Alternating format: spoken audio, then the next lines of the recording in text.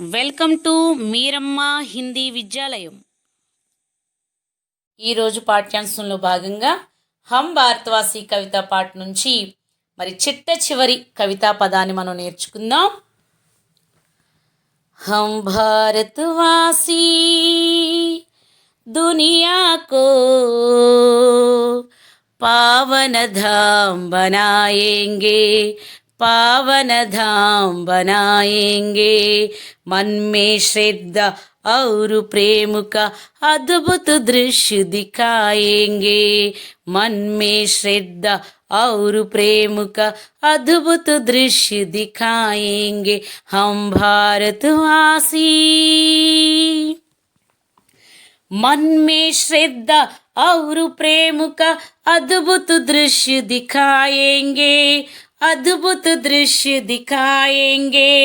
सत्य अहिंसा त्याग समर्पण की बगिया महकाएंगे, की बगिया महकाएंगे. जग के सारे क्लेश मिटाकर धरती को स्वर्ग बनाएंगे, धरती को स्वर्ग बनाएंगे. विश्व बंधुत्व का मूल मंत्र हम दुनिया में सरसाएंगे, दुनिया में सरसाएंगे. हम भारतवासी दुनिया को पावन धाम बनाएंगे, पावन धाम बनाएंगे. मन में श्रद्धा और प्रेम का अद्भुत दृश्य दिखाएंगे. मन में श्रद्धा और प्रेम का अद्भुत दृश्य दिखाएंगे. हम भारत.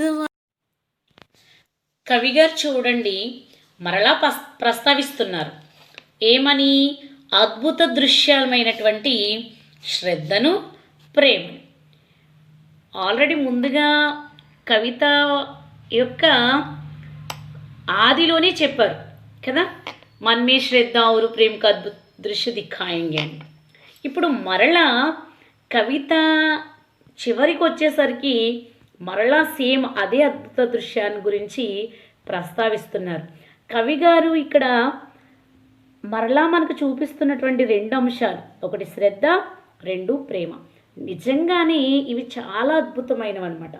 ఎంత అద్భుతమైనవంటే మనం కనుక ఈ శ్రద్ధ గురించి కనుక చూసినట్లయితే, శ్రద్ధ గురించి నేను తోరా గ్రంథంలో చదివాను.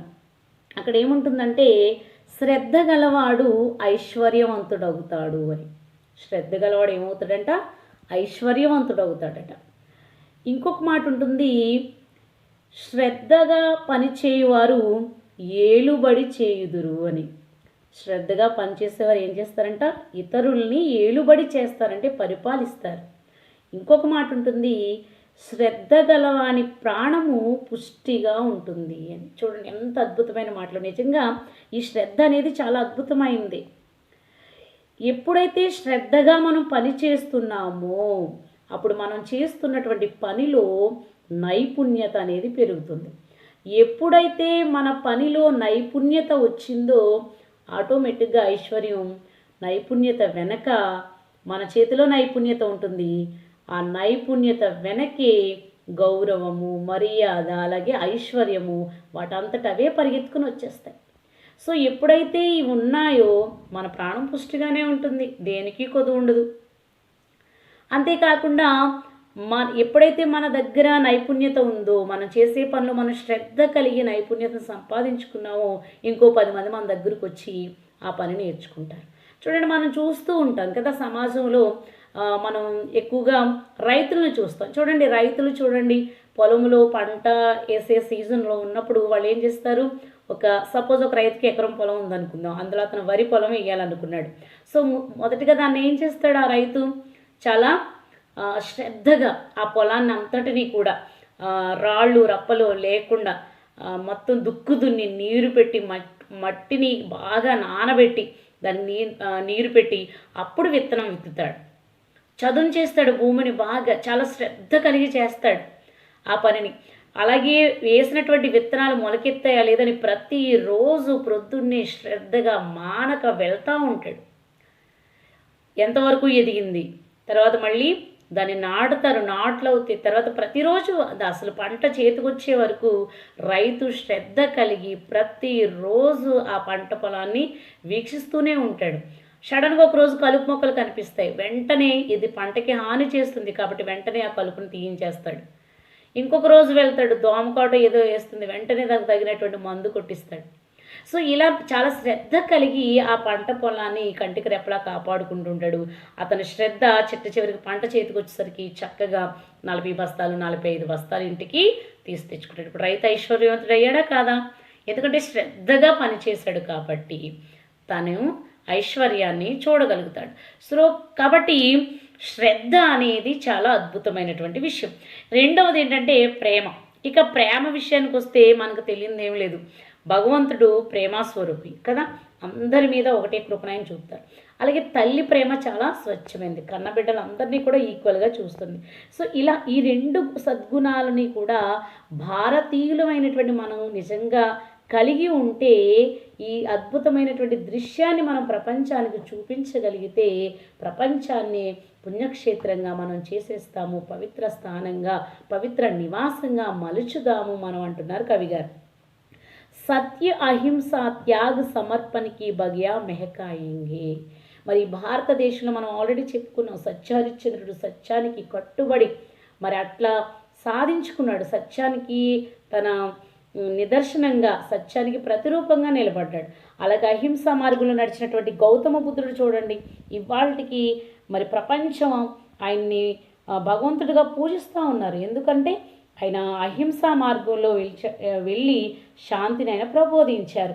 అదేవిధంగా త్యాగము సమర్పణ, ఈ అద్భుతమైనటువంటి గుణాలు భారతదేశానికి స్వాతంత్రాన్ని తీసుకురావడంలో అమరవీరులు ఎంతోమంది మహనీయులు వాళ్ళందరూ కూడా వాళ్ళ జీవితాన్ని సమర్పించుకున్నారు, త్యాగం చేశారు. కాబట్టి వాళ్ళ స్వేచ్ఛా వాయువులు పీల్చుకుంటూ మరి మన భారతదేశం నిజంగానే మరి ఆ యొక్క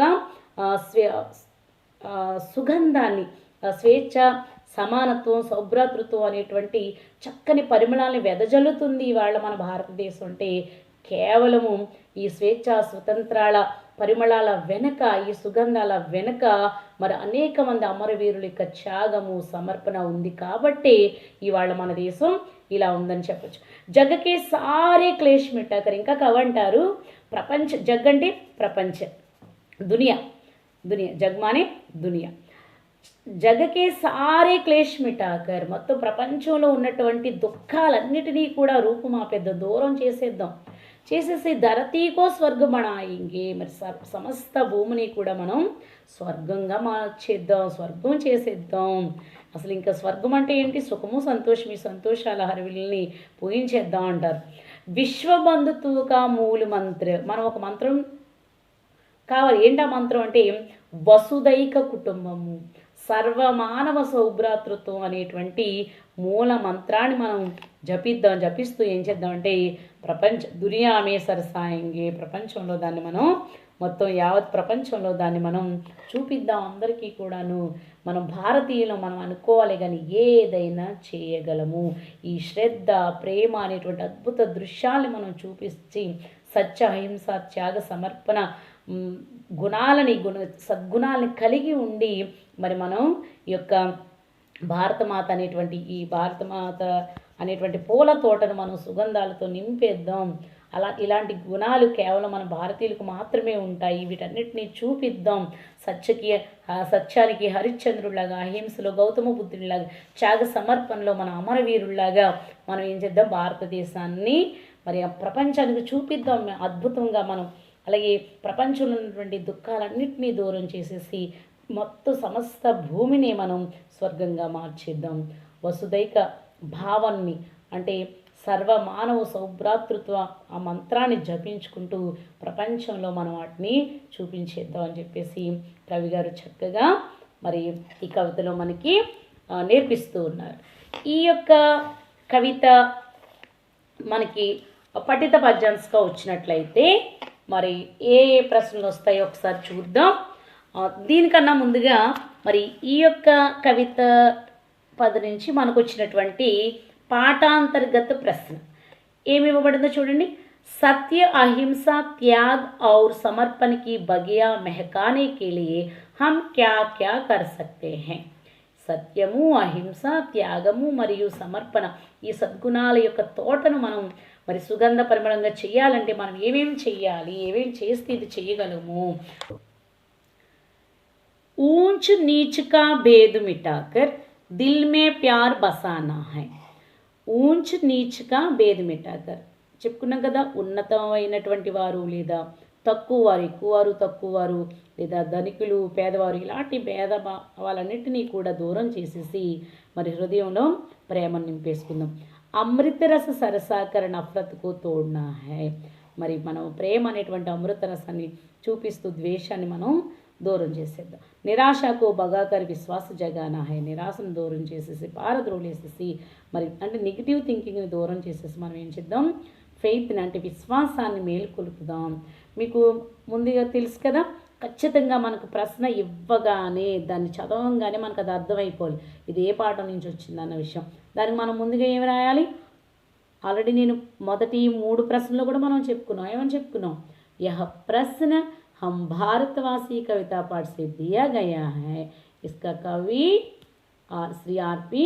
నిశంక్ జీ హై. ఆ 2 సెంటెన్స్ కూడా మనం అసలు మర్చిపోకూడదు. అవి రాసిన తరువాతనే ఆ ప్రశ్న యొక్క అసలైన సమాధానాన్ని మరలా మనం రాసుకోవాల్సి ఉంటుంది. అదేవిధంగా మరి పఠిత పద్యాంశగా కనుక మనకి ఇది ఇచ్చినట్లయితే, ఈ యొక్క పదాన్ని ఇచ్చినట్లయితే మరి ప్రశ్నలు ఏ విధంగా ఉంటాయి, ఏ రకమైనటువంటి ప్రశ్నలు మనని అడగడం జరుగుతుంది అన్నది. मन में हम श्रद्धा और प्रेम रूपी क्या दिखाएंगे, क्या दिखाएंगे. చూడండి, మన్మే మనసులో, మనము శ్రద్ధ और ప్రేమ రూపి, శ్రద్ధ అలాగే ప్రేమ రూపంలో ఉన్నటువంటి దేనిని చూపిస్తాం, దేన్ని చూపిస్తాం, అద్భుత దృశ్య. క్యా ప్లేస్లో మనం ఏం రాస్తున్నాం, అద్భుత దృశ్య దిఖాएंगे. मन में हम श्रद्धा और प्रेम रूपी. मन में हम श्रद्धा और प्रेम रूपी क्या प्लेस्లో ఏం రాస్తున్నాం, అద్భుత దృశ్య दिखाएंगे. और दूसरा प्रश्न, हम कैसी बगिया महकाएंगे. कैसी ఎలాంటి, మనం ఎలాంటి తోటను లేదా ఎలాంటి తోటలో సుగంధాలను ఏ రకంగా మనం పరిమళింపజేస్తాము. హమ్ కైసి ఎలాంటి సత్యము అహింస త్యాగము సమర్పణకి బగియా మెహకాయింగే. సో కైసి ప్లేస్లో మనం సత్య అహింస త్యాగ సమర్పణకి బగియా మెహకాయింగే. మీరు గమనించినట్లయితే మొదటి ప్రశ్న ఆన్సర్ మనకి మొదటి లైన్లోనే దొరుకుతుంది. అలాగే సెకండ్ ప్రశ్న యొక్క ఆన్సర్ మనకి సెకండ్ లైన్లోనే దొరుకుతూ ఉంటుంది. కిస్కే సారే క్లేష్ హమ్ మిఠాయేంగే. కిస్కే ఎవరి యొక్క, సారే క్లేష్ కిస్కే లేదా ఎవరి యొక్క లేదా దేని యొక్క సారే క్లేష్ సమస్త దుఃఖాన్ని హమ్ మిఠాయేంగే మనం దూరం చేసేస్తాం. కిస్కే జగ్కి ప్రపంచం యొక్క సారే క్లేష్ హమ్ మిఠాయేంగే. సో కిస్కే అండ్ మీకు ఇక్కడ ఇవ్వబడినటువంటి ప్రశ్నవాచక సర్వనామాలు ఖచ్చితంగా అర్థం అవ్వాలి. ఇవి అర్థమైనప్పుడు మనం ఆన్సర్ ఈజీగా రాయగలుగుతాం. కిస్కే సారే క్లేషం మిఠాయింగే, దేని యొక్క సమస్త దుఃఖాన్ని మనం దూరం చేసేస్తాము. జగ్కే కిస్కే జగ్కే ప్రపంచం యొక్క సారే క్లేష సమస్త దుఃఖాన్ని మనం దూరం చేసేస్తాం. और चौथा प्रश्न, कैसा मूल मंत्र हम दुनिया में सरसाएंगे. कैसा ఎలాంటి లేదా ఏ విధమైన మూల మంత్రం, ఒక మంత్రం అద్భుతమైన మంత్రం చెప్పుకున్నాం కదా, హమ్ దునియామే సరసాయింగి. మరి ఎలాంటి మూల మంత్రాన్ని మనం ప్రపంచంలో నిలుపుతామంటే కేస విశ్వబంధుత్వగా మూల మంత్ర హమ్ దునియామే సరసాయింగి. విశ్వబంధుత్వగా మూల మంత్ర హమ్ దునియామే సరసాయింగి. यह పద్యాంశ కిస్ పాఠ్ సే దియా గయా హై. చివరిగా మీకు అడిగే ప్రశ్న ఖచ్చితంగా పాఠం యొక్క పేరు కానీ లేదా కవి పేరు కానీ ఖచ్చితంగా అడుగుతారు. అది కేవలం పఠిత పద్యాంశ నుంచి కాబట్టి ఇక్కడ అడుగుతారు. యహ పద్యాంశ కిస్ పాఠ్ సే లియా గయా హై. కిస్ పాఠ్ సే ఏ పాఠం నుండి తీసుకోబడింది, ఈ యొక్క పద్యాంశము ఏ పాఠం నుండి తీసుకోబడింది. यह पद्यांश किस पाठ से हम भारतवासी पाठ से लिया गया है మరి हम भारतवास అనే కవిత పాఠం నుంచి తీసుకునబడింది. ఈ విధంగా మనం పఠిత పద్యాంశ్ 5ంటికి కూడా మనం కరెక్ట్గా ఆన్సర్స్ రాయాలి అంటే మీరు ఖచ్చితంగా దీని మీద ఈ యొక్క పద్యాన్ని ఇవ్వబడినటువంటి పఠిత పద్యాంశాన్ని 1 కాదు 2 కాదు 5, 6 సార్లు ఖచ్చితంగా మీరు క్షుణ్ణంగా line to line word to word ఎప్పుడైతే మీరు క్షుణ్ణంగా చదువుకుంటూ వెళ్తారో అప్పుడు మాత్రమే మీరు ఈ యొక్క మరి ప్రశ్నలకు ఆన్సర్ రాయగలుగుతారు. అంతేకాకుండా పాఠం యొక్క కవి లేదా ఆ పాఠ్యాంశం యొక్క లేఖకు ఎవరో ఖచ్చితంగా మనకి తెలిసి ఉండాలి. సో ఏ విషయాన్ని కూడా మీరు విడిచిపెట్టడానికి ఉండదు. మీరు మంచి మార్కులు తెచ్చుకోవాలనుకుంటున్నప్పుడు ఖచ్చితంగా పాఠం మీద పూర్తి అవగాహన అనేది మీకు ఉండాలి. అలా ఉన్నప్పుడు మాత్రమే మీరు 100% సక్సెస్ అవుతారనమాట. ఏ సబ్జెక్ట్ అయినా అంతే, ఇది హిందీ అనే కాదు, ఏ సబ్జెక్టులో అయినా పూర్తి అవగాహన మన బాణిలో మనం దాన్ని బాగా అర్థం చేసుకోవాలి. ఇంకా ఆల్రెడీ పాఠంలో ఇప్పుడే చెప్పుకున్నాం, మన మెయిన్ శ్రద్ధ ఉండాలి, తెలుసుకోవాలన్నటువంటి తపన, అలాగే ప్రతిదీ నేర్చుకోవాలన్నటువంటి శ్రద్ధ. ఎవరైతే శ్రద్ధగా ఇవన్నీ నేర్చుకుంటారో వాళ్ళు విజయాన్ని సాధించడం ఎవరు కూడా ఆపలేరు. వాళ్ళని విజయాన్ని వాళ్ళు రాకుండా ఎవరు కూడా ఆపలేరు అనమాట. ధన్యవాదాలు.